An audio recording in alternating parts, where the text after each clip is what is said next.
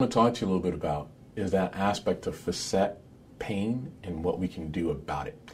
In one of the other talks, I gave you some insight about facetogenic pain, basically pain that comes from that joint, the joints that are located throughout the spine that are in essence right where my Q-tip is located. That's that element that I talked to you about before that stands for face or French.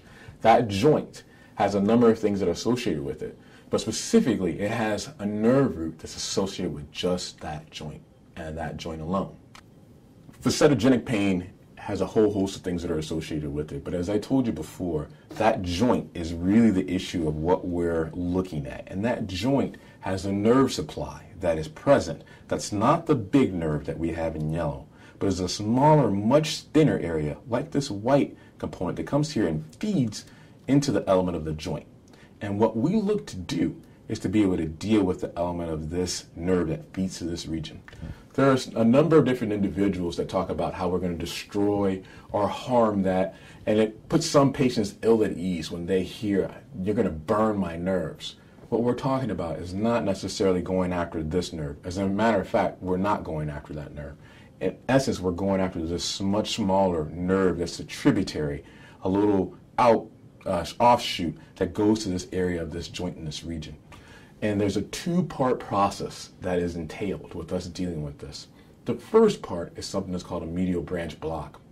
And it's a fancy name for, in essence, basically we're going to take a number of needles at these various different joints that are causing your problems, and we're going to give you some local anesthetic at that region.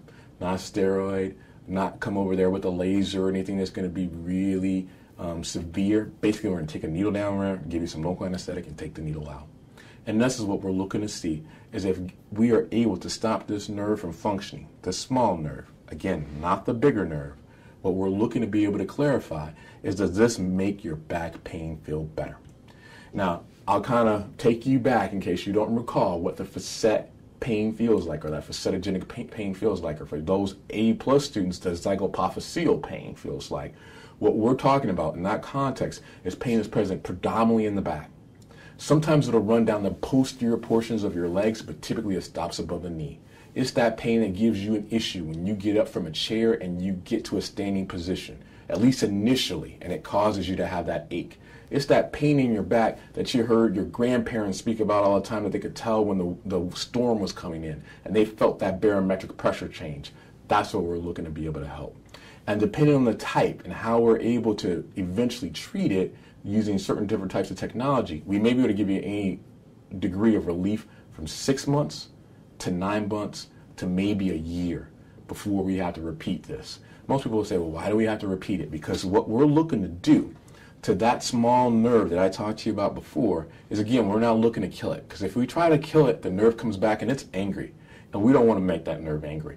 Rather, what we want to do is we want to stun it. The same way as if you had a boxer that gave another opponent a really good stiff jab and kind of stunned it for a little bit.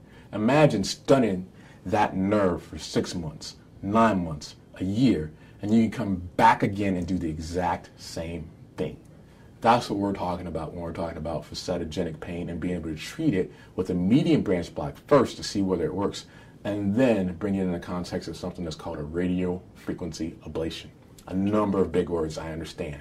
But in essence, what we're doing is we're applying some heat to that area in that region. After we see that the first component, that blockade, works and gives you amount of relief, we apply some heat to that area in that region.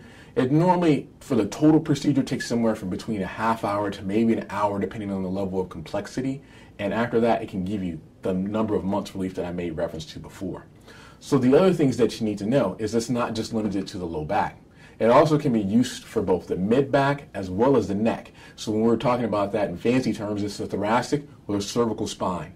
Those can get the same length of duration of relief if it's applicable as well, and we treat those areas too. So basic insight into the components of median branch block, as well as radio frequency ablation, how it works, why it works, and how it can help you.